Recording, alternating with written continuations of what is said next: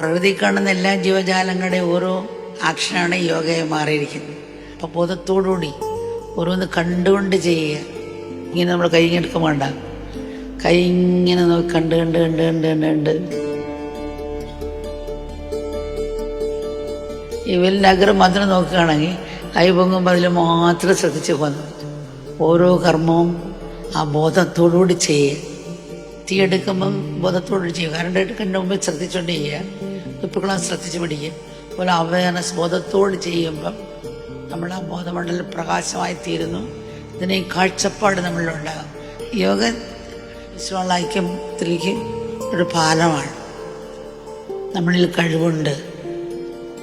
നമ്മൾ ഇപ്പം ചെടിച്ചട്ടി വളർത്തുന്ന ചെടി പോലെ ഇരിക്കുകയാണ്.